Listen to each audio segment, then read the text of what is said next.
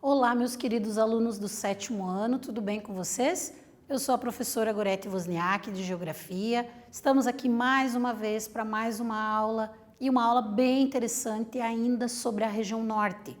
Vejam que cada região do Brasil, a quantidade de coisas que a gente pode estudar em termos geográficos, né? Mas antes de a gente falar da nossa aula, vamos fazer alguns lembretes para vocês ali, bem importantes, para que vocês possam acompanhar direitinho e registrar tudo aquilo que precisa em relação à aula, certo? Primeira coisa, tenham em mãos o material, lápis, caneta, tenham um espaço aí, uma mesa, alguma coisa para que vocês possam acompanhar, estudar e se concentrar na aula, certo? Isso é importante. Vão anotando as explicações, façam os exercícios, respondam bonitinho lá, para que vocês saibam se tiveram dúvidas e depois possam perguntar para o professor e assim sucessivamente. Como se estivessem na escola, apesar de a gente estar à distância, né? Registrar a presença ali no Classroom, tá? Fazendo atividade obrigatória. Então, vocês entram lá, tem uma parte para entrar na atividade, responde essa atividade e aí é computada a tua frequência. É como se você estivesse respondendo a chamada e isso é importantíssimo. Tem que fazer em todas as aulas, certo? Outra coisa lá, realizar as demais atividades do aplicativo. Então, façam as atividades, façam os exercícios, encaminhem para os professores. Se tiverem dúvidas, perguntem, porque aí o professor consegue acompanhar o teu rendimento, saber se você está entendendo, se você teve alguma dúvida e vendo todo o teu processo de aprendizagem ali. Quem não está conseguindo acessar, está com dificuldade, está acompanhando a aula só pela TV, entra em contato com a escola e pede o material impresso das atividades. Realiza elas e devolve para o professor poder corrigir e também acompanhar teu rendimento. Vejam que é bastante coisa, né? Mas dito tudo isso, vamos lá então para a nossa aula de hoje, aula sobre características das comunidades tradicionais da região norte. Então, qual é o nosso objetivo? Identificar as principais características dessas chamadas comunidades tradicionais da região norte, bem como seus modos de vida e como isso contribuiu para a diversidade cultural do Brasil como um todo. Então, nós vamos ter na região norte comunidades que têm características específicas relacionadas com o meio onde elas vivem, certo? E aí, isso é um diferencial da região norte em comparação com outras regiões do Brasil. Mas vamos entender o que são essas comunidades tradicionais, quem são esses povos e quais são as suas características. Então, esse é o nosso objetivo hoje, certo? Então, vamos lá. Primeira coisa, trouxe um conceito ali do Decreto Federal 6.040 de 7 de fevereiro do ano de 2000, para a gente entender um pouquinho, né, o que são esses povos e comunidades tradicionais. São grupos culturalmente diferenciados e que se reconhecem como tais.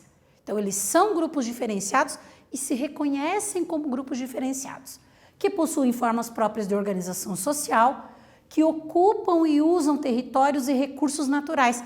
Aqui é a importância, então, principalmente nós vamos ver ao longo da aula a relação dessas comunidades tradicionais com o meio onde elas estão inseridas, né? Como é essa relação no uso dos recursos naturais. Eu acho que isso é um dos pontos mais importantes para a gente refletir na nossa aula de hoje, né?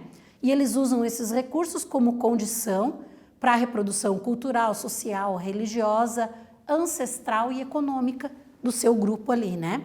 Utilizando ali seus conhecimentos, inovações e práticas que são gerados e transmitidos pela tradição. Aquela coisa que é passada de pai para filho, de geração para geração, a partir então dos seus hábitos e costumes. Isso está lá no Decreto Federal 6.040, então, designando o que é ou o que são esses povos e comunidades tradicionais, certo? Só para a gente começar a entender ali. E aí, então, nós vamos ter, entre as comunidades tradicionais da região norte, quem são, né? Para a gente começar a nomear, para começar a pensar quem são eles. Os ribeirinhos, os grupos indígenas, pescadores, quilombolas, entre outros que eu trouxe ali como exemplos que nós vamos ver ao longo da nossa aula. Então, quando falamos de comunidades tradicionais, estamos falando desses grupos.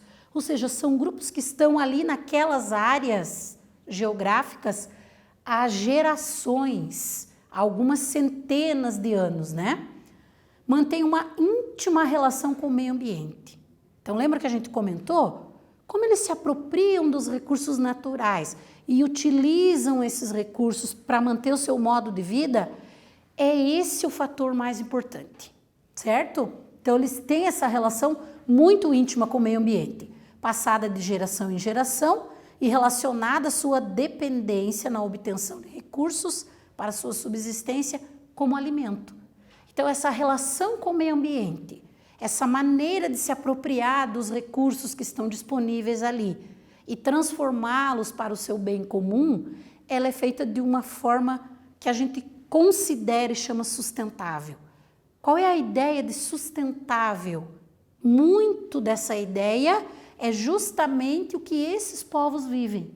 A maneira como eles utilizam o meio ambiente para a própria subsistência, né? O que é subsistência? Para se manter. Não é para ter lucro, por exemplo. Né? Não é para vender. É para manter a sua existência. E eles utilizam, em muitos casos, como alimento.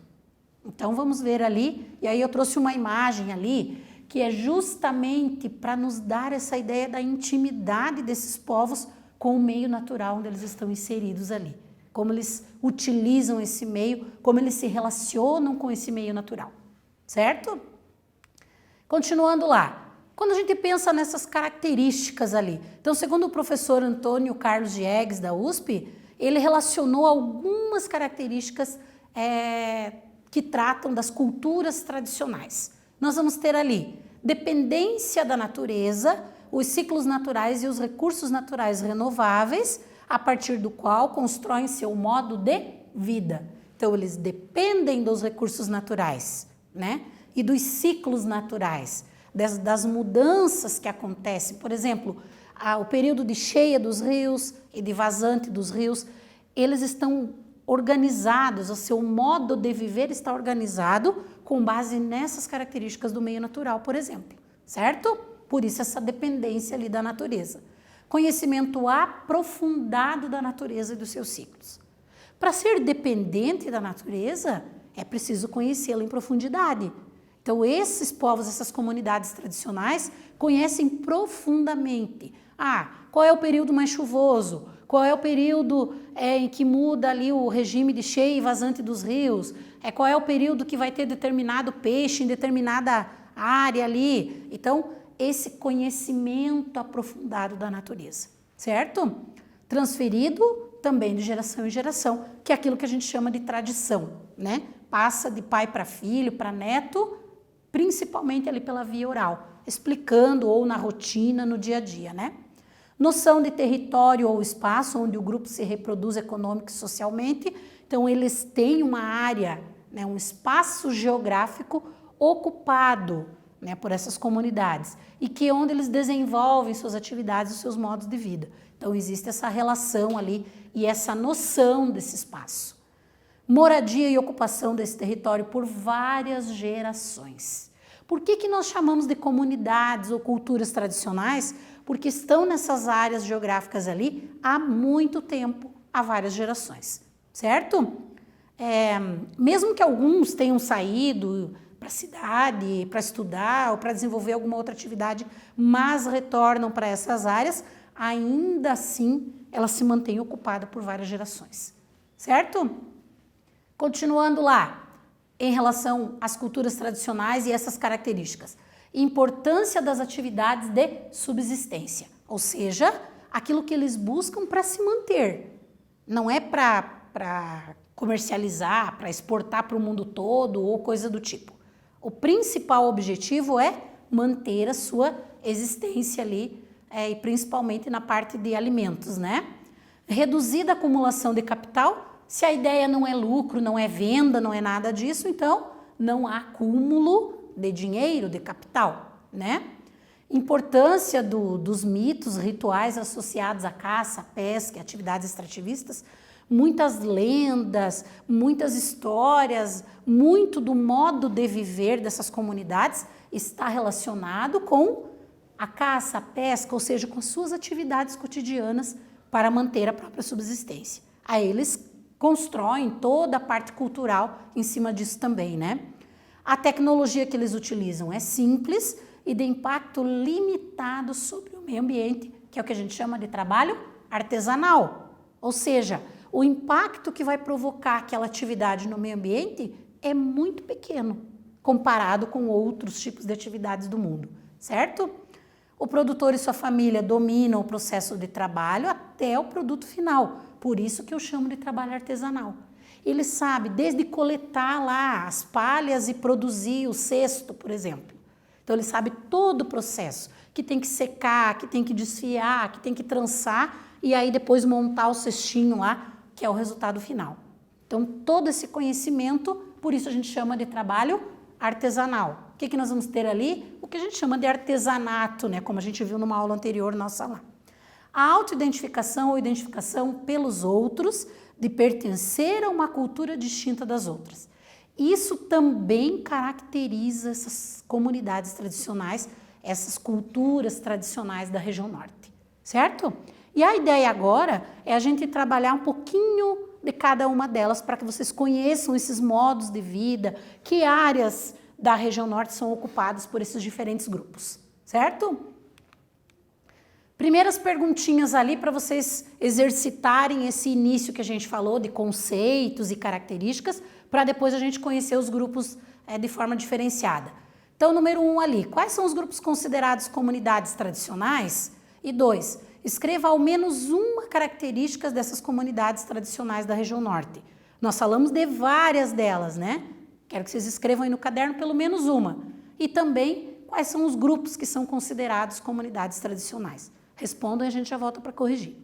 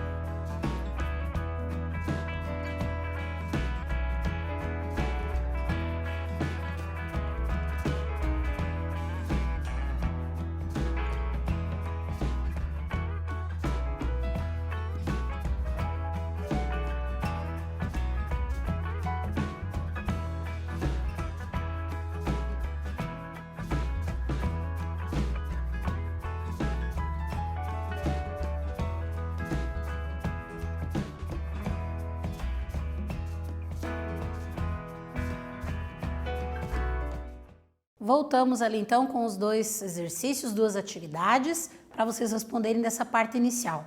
Os grupos considerados comunidades tradicionais, quais são? E exemplos, né, de características dessas comunidades. Então, entre os grupos considerados comunidades tradicionais, nós temos os ribeirinhos, indígenas, quilombolas, entre outros. E exemplos de características: conhecimento aprofundado da natureza e dos seus ciclos, daí a relação tão íntima, tão próxima com o meio natural, transferido de geração em geração, né? Moradia e ocupação do território por várias gerações. Então, são 2 características bem importantes. A forma como eles se relacionam com o meio ambiente e também a maneira como ocupam esses territórios, esses espaços ali por muitas gerações.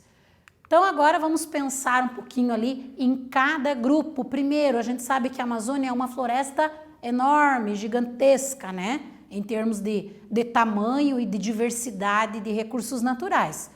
Reúne a maior população indígena do Brasil. Então, começamos falando de uma das comunidades tradicionais, que são os povos indígenas, né? Nós temos ali em torno de 200 mil pessoas, 420 povos diferentes, 86 línguas e 650 dialetos. Quando a gente pensa só nos grupos indígenas, nós vamos ter todo esse conjunto cultural ali dessas comunidades indígenas, né? Vejam o quanto é importante. As terras indígenas têm um papel fundamental para garantir a proteção e também para a manutenção da identidade desses grupos. Porque se eles têm uma relação íntima com o meio natural onde eles estão, e o seu modo de vida está ligado a isso, então é preciso que eles tenham a garantia dessa terra para a manutenção da sua própria cultura e da sua própria identidade, certo? Então ali também possibilitam a manutenção da floresta e dos recursos por muitas gerações. Nós podemos dizer que essas comunidades, esses povos tradicionais, também são chamados de povos da floresta. Eles são os guardiões dessa floresta e de toda a diversidade que existem ali. Existem, inclusive, muitos conflitos que são travados na região norte em função dessas disputas, de grupos que querem a expansão econômica, a retirada da floresta, portanto, a mudança desse meio natural, e em contrapartida nós vamos ter as comunidades tradicionais que querem a proteção, querem a manutenção desses espaços da forma mais original possível, né? Porque aí eles conseguem manter ali a sua identidade.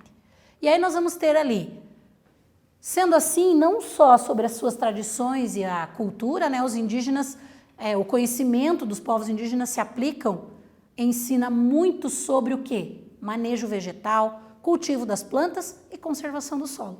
Se eles estão inseridos nesta área geográfica ali e têm uma relação muito íntima com o meio ambiente, então essas atividades ali de manejo vegetal, ou seja, qual planta pode ser retirada, colhida, que fruto que está na época, então todas essas mudanças ali nos ciclos naturais são muito conhecidas deles e aí temos muito que aprender sobre esse manejo ali, cultivo das plantas e conservação do solo. Também produzem medicamentos à base de plantas, né? A sazonalidade climática, quando chove mais, quando chove menos, né? Um exemplo bem simples, que é a questão da chuva. O comportamento dos animais que vivem na floresta. Há um respeito, vamos dizer assim, mútuo, né? Desses povos com as espécies naturais da região. Além de uma infinidade de sabores que são negligenciados e subestimados pela cultura tradicional. Por fim, a cultura indígena pode nos ensinar, sobretudo, como viver em harmonia com o meio ambiente sem devastá-lo. Ou seja, nós temos muito que aprender com os povos indígenas, porque eles têm a ideia de sustentabilidade, faz parte da cultura indígena, né? Diferente de outros grupos presentes aí no mundo. E aí ali eu trouxe mais uma imagem que mostra justamente essa relação grupos indígenas e como vivem, né, em harmonia com o meio natural. O mapa que eu já trabalhei com vocês, mas eu quis trazer novamente, só para a gente perceber o quanto há de concentração de terras indígenas na região norte. É a região que tem a maior porção de terras indígenas no Brasil, certo? Temos em outras partes, sim, mas o mais significativo aqui é na região norte, certo? Seringueiros, então, outra comunidade tradicional, outro grupo ali considerado como comunidade tradicional. Típico da região dos seringais, né? É aquele que extrai o látex das seringueiras, e a imagem mostra para nós ali o trabalho do seringueiro, que é fazer aqueles vincos na seringueira para que aquela seiva, que é o látex, seja colhida, né? E aí a produção da borracha. Então ele trabalha, né, nisso, o seringueiro. O seringalista é o proprietário do seringal, né? Então antes você chamava de seringueiro de forma genérica, hoje a gente já tem a divisão ali, né? O seringueiro é que faz parte do grupo das comunidades tradicionais. É ele que tem o conhecimento do meio natural, certo? Os seringueiros acrianos vieram de outros estados brasileiros, sobretudo ali da região Nordeste, no período do ciclo da borracha que nós tivemos aqueles fluxos migratórios, certo? Fugindo principalmente das secas ali da região Nordeste. A seringueira, então eu trouxe ali uma imagem dela, né, da planta em si, que é característica da região Norte, principalmente mais da porção oeste, ali entre o Amazonas e o Acre, né?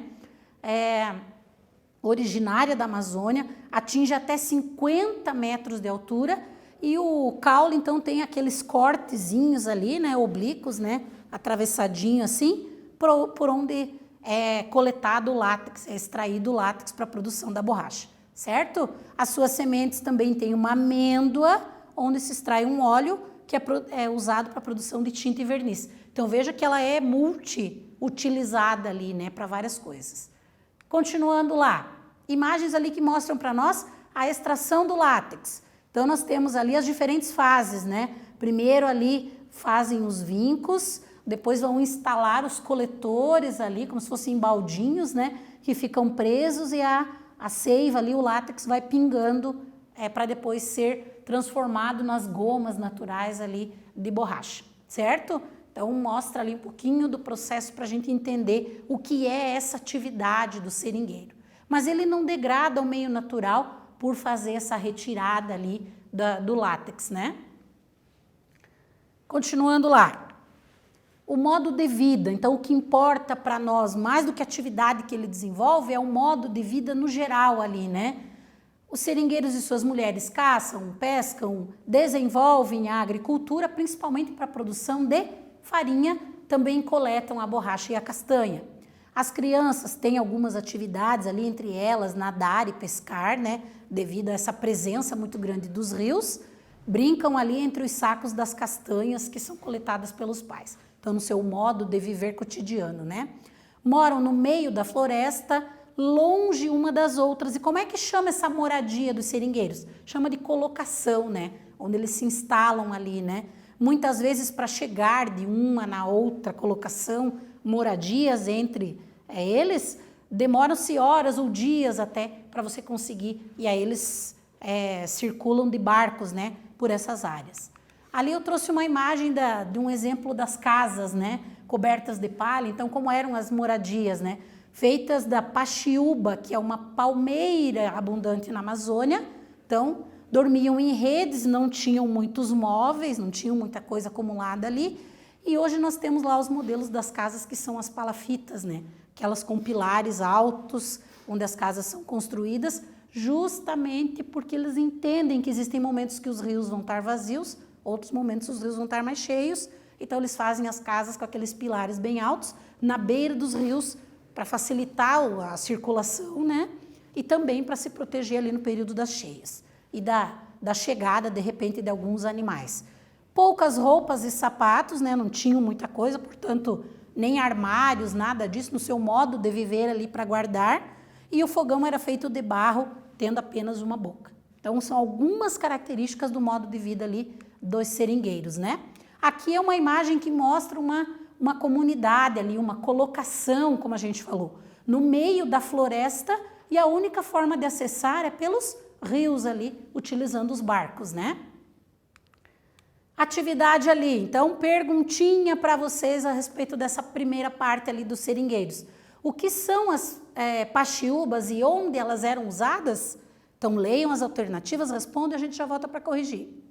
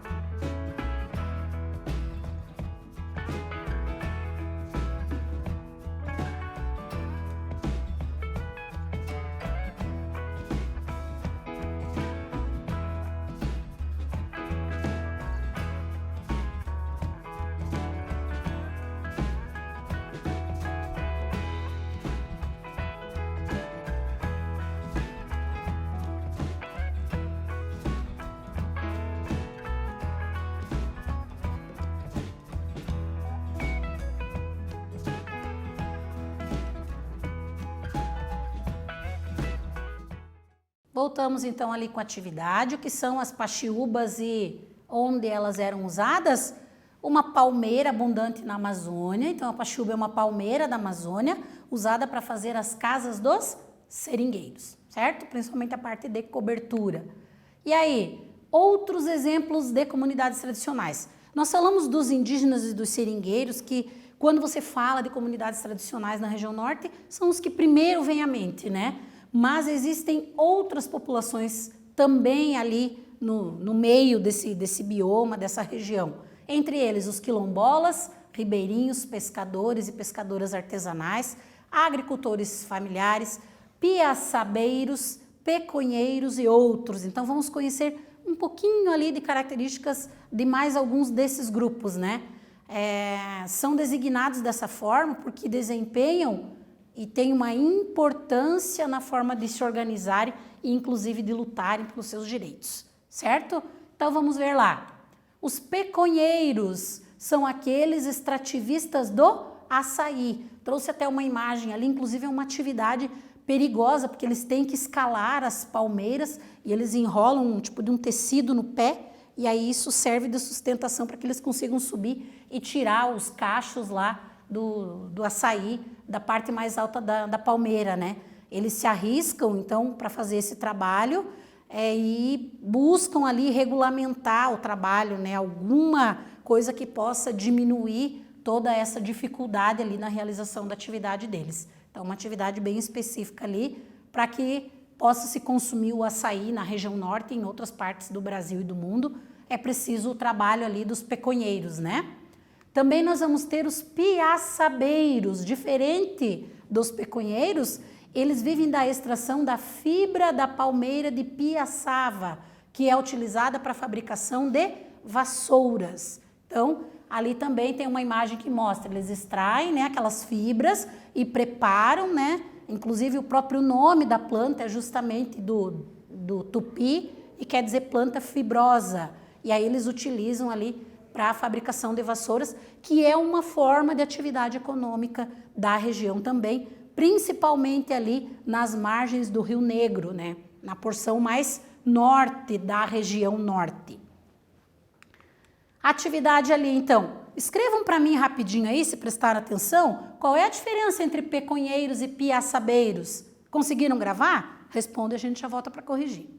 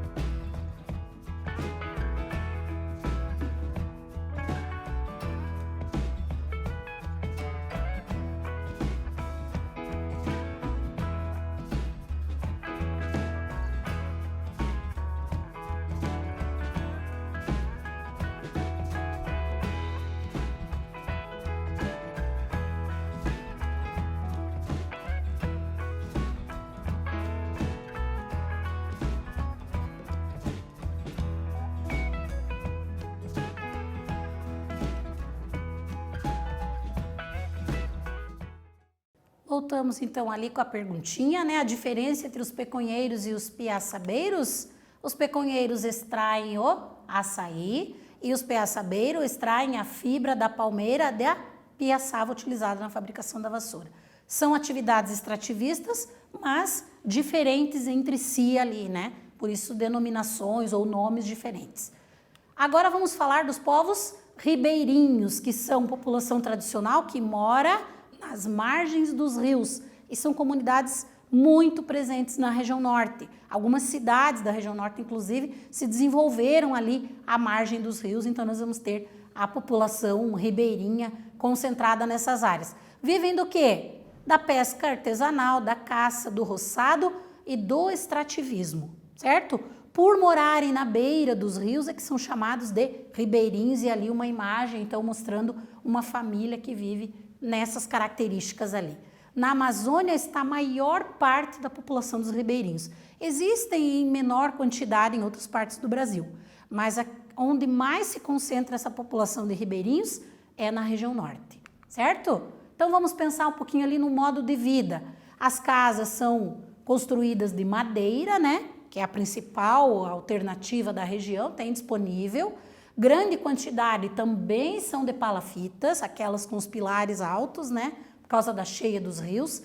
Não tem energia elétrica, nem água encanada, nem saneamento básico. Então, algumas condições sociais ali não existem, né? Para atender minimamente essas populações. Estão localizadas ali próximas das margens dos rios. Construídas alguns metros acima do nível do rio, as suas casas, para que não sejam invadidas pela água no período das cheias, né? E o assoalho ali, ele também tem uma tecnologia, vamos dizer assim, que sobe, né, em determinada época ali, conforme a movimentação do rio, para que a água não invada a casa, né, no período das cheias. O rio é fundamental. A relação é direta dos povos ribeirinhos na dependência dos rios para suas atividades e para sua circulação, certo?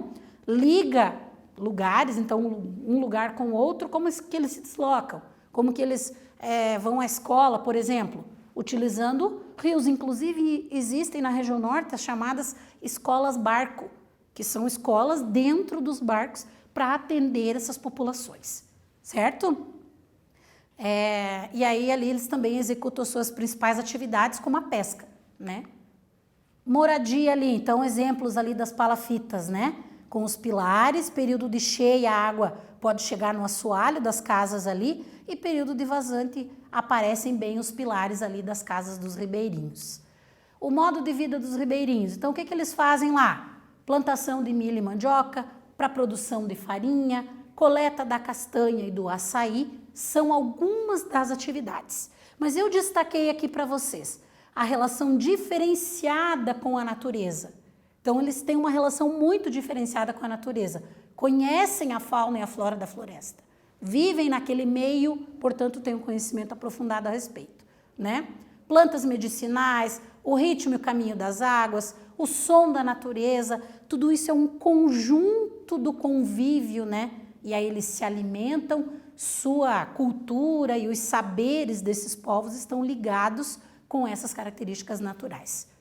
E vivem em isolamento econômico. As políticas públicas muitas vezes não chegam nessas áreas por estarem tão distantes dos grandes centros, certo? Outra comunidade, então, para a gente finalizar ali esse conhecimento, são as comunidades quilombolas. O que eram? A gente já falou a respeito, mas eu trouxe porque fazem parte das comunidades tradicionais. Eram os quilombos, que eram aquelas áreas, né, onde os negros que fugiam, que conseguiam fugir das fazendas e dos castigos, se refugiavam, né? Ficavam aí escondidos na mata e ali surgiam, então, como se fossem vilas onde eles podiam viver livremente, cultuar os seus deuses, desenvolver as suas atividades e manter a sua identidade, a sua cultura. Então, os quilombos têm essa característica e as comunidades quilombolas são remanescentes desses quilombos, ou seja, o que ficou, o que permaneceu, né? Os povos que vivem hoje são descendentes dos que viveram nos quilombos, que eram essas mesmas áreas, principalmente no interior da mata, né? Bem isolados, bem escondidos lá. Modo de vida, então, embrenhados na mata, selvas ou outras áreas onde eles não fossem encontrados, dedicavam-se à economia de subsistência, aquilo que é para sobreviver. Alguma atividade, às vezes, de comércio, mas devido ao seu isolamento, não tem muito essa relação com outras partes, né? Também há uma dificuldade de se obter informações a respeito de alguns grupos, justamente por viverem tão isolados e ainda em condições tão precárias. Os serviços sociais, assim como a gente viu dos ribeirinhos, também para as comunidades quilombolas, em muitos casos, é difícil de chegar, né? E aí eles têm ali suas tradições e as relações com o meio que eles ocupam são próprias e para manutenção da sua identidade. Eu trouxe de novo esse mapa porque a gente viu lá na formação do Brasil, mas para a gente ver aqui na região norte o que nós vamos ter de terras quilombolas. Então, no Pará nós temos 52, no Amapá 21, no Amazonas 2. Então, nós temos algumas áreas ali que concentram terras quilombolas que vão ter essas comunidades tradicionais quilombolas, certo? E qual é a importância, então, dessas comunidades do que nós tratamos? Esses grupos devem se organizar de forma distinta, ocupar seus territórios e os recursos naturais para manter a sua cultura, no que diz respeito à própria organização social, das atividades, as suas tradições, os seus hábitos, tudo isso está ligado com o meio onde eles estão inseridos. E para ser reconhecido como comunidade tradicional, precisa trabalhar com desenvolvimento sustentável, que nada mais é do que o modo de vida dessas comunidades. Eles já vivem de forma sustentável. A relação deles com o meio ambiente é sustentável e por isso eles são reconhecidos como comunidades tradicionais. Exercício lá para a gente finalizar nossa aula. Escreva as características que diferem o modo de vida dos ribeirinhos e das comunidades quilombolas. Tem algo bem específico ali. E depois, entre os conhecimentos dos povos ribeirinhos, podemos destacar alguns. Escreva lá para nós e já voltamos para corrigir.